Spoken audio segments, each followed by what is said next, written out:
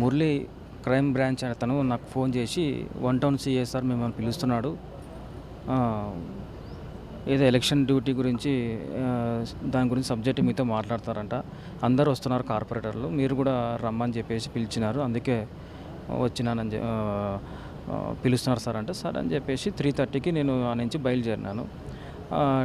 4:10కి స్టేషన్లో ఉన్నాను. 5:30 అవుతుంది, అయినా సిఎస్ఆర్ లేరు స్టేషన్లో.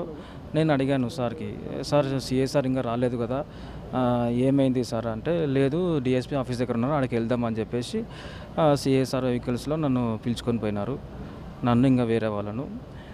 డిఎస్పీ ఆఫీస్కి అని చెప్పేసి నన్ను డిటీసీకి మళ్ళీ ఆడ తీసుకొని వెళ్ళి అక్కడ నా పైన దాడి చేయడం జరిగింది. వైసీపీ పార్టీనా అంటే, అవును వైసీపీ పార్టీ.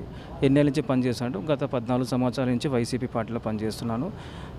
మొన్న 9వ వార్డులో నేను ఉంటాను. అంటే 9వ వార్డులో మా అమ్మ కార్పొరేటరు, మహిళా కోట వచ్చినందుకు మా అమ్మ నిలబెట్టినాను, నేను కార్పొరేటర్ గెలిచాం సార్. ఏమి సార్ ఏమన్నా ప్రాబ్లమ్ అన్న అందు నుంచి అంటే, ఏం లేదు నువ్వు వైసీపీ కదా అంటే, అవును సార్ అంటే, సరే లోపల పోయి కూర్చోపో అని చెప్పేసి లోపల కూర్చోబెట్టి కొట్టినారు. ఎవరెవరిని పిలిపించారు, ఎంతమంది?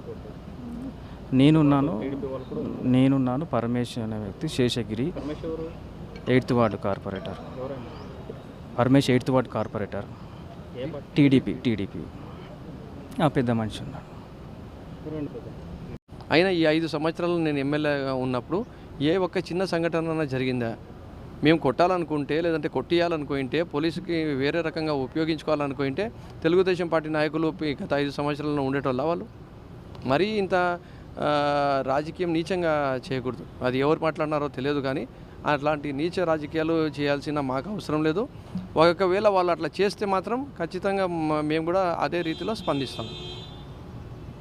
సంఘటన జరిగిందో దాని మూలంగా పార్టీ క్యాడర్కు కొంత డిమోరలైజింగ్గా ఉంటుందని చెప్పేసి, ఎందుకంటే ఎటువంటి క్రిమినల్ రికార్డు కానీ ఎటువంటి మనకు చరిత్ర లేని మా కార్పొరేటర్ అబ్బాయిని మరి ఈ విధంగా, అలాగే కొంతమంది అక్కడ ఉన్న వర్కర్స్ని పబ్లిక్ని ఇచ్చేయడం కరెక్ట్ కాదని చెప్పి కౌన్సిలింగ్ పేరుతో సూపరింటెండెంట్ ఆఫ్ పోలీస్ మన ఎస్పీ గారి దృష్టికి తీసుకెళ్లడం జరిగింది. ఎస్పీ గారు కూడా దీని మీద మరి ఆయన వర్షం చెప్తూ ఇలాంటివన్నీ పునరావృతం కావు, దానికి మేము తగు చర్యలు తీసుకుంటామని హామీ ఇవ్వడం జరిగింది. కాబట్టి మా కార్యకర్తలందరికీ మేము మీడియా ద్వారా అష్యూరెన్స్ ఇచ్చేది ఏమంటే, ఇటువంటివి పునరావృతం కావు, మీరందరూ కూడా చక్కగా పనిచేసి మరి 3వసారి వైఎస్ఆర్సీపీ విజయానికి మీరందరూ మనకు తోడ్పడాలని చెప్పి తెలియజేసుకుంటూ, అలాగే ఈరోజు రాష్ట్ర ప్రభుత్వం చేపట్టిన మనకు ఎన్నో అభివృద్ధి సంక్షేమ పథకాలతో మనకు వైఎస్ఆర్సీపీ పార్టీ మనకు 175/175 అని అచీవ్ చేయడానికి సిద్ధంగా ఉందని తెలియజేసుకుంటాం. Thank you.